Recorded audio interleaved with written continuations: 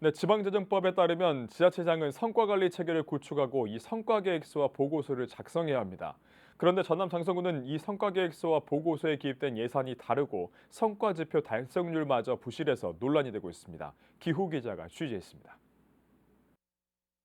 지역민이 지자체의 사업 예산과 그 성과를 확인할 수 있는 성과 계획서와 성과 보고서. 행안부는 지난 2012년에 지방재정법을 개정하면서 2016 회계연도부터 이를 작성하도록 의무화를 했습니다. 한 해 사용 예산 계획을 사전에 계획하는 성과 계획서와 이 계획서를 바탕으로 작성하는 성과 보고서의 모든 정책 사업은 이미 변경이 금지됐습니다. 하지만 장성군의 성과 계획서와 보고서는 달랐습니다. 성과 계획서에 기입된 전략 목표와 성과 지표수는 각각 22개와 229개.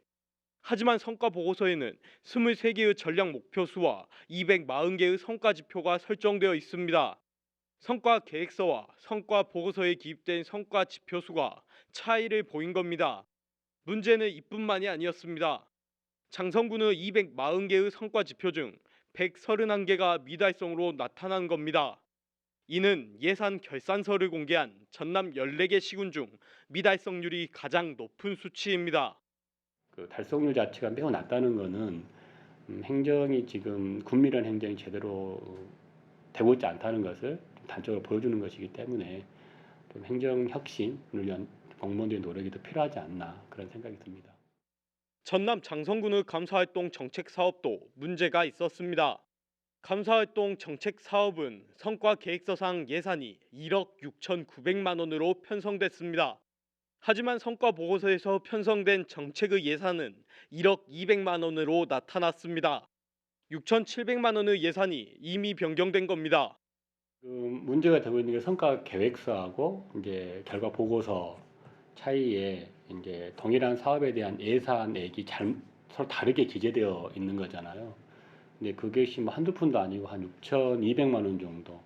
그러니까 그 사업과 관련된 예산에서 보면 거의 뭐 50%가 넘어가는 이런 정도의 어떤 예산액 자체가 잘못 기재되어 있는데 이게 아무런 문제도 없는 것처럼 넘어갔다는 것 자체가 일단 상식적으로 납득이 안 돼요. 전남 장성군은 성과계획서와 보고서를 작성할 때 미흡한 부분이 있었다고 인정했습니다. 그리고 내년도부터는 이에 대해 개선할 예정이라고 덧붙였습니다.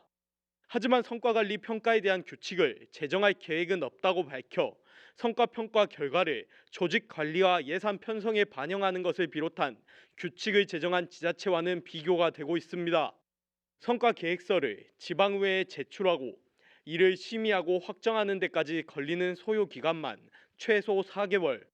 하지만 긴 시간을 소요해 작성한 성과계획서임에도 여전히 미진한 부분은 많습니다.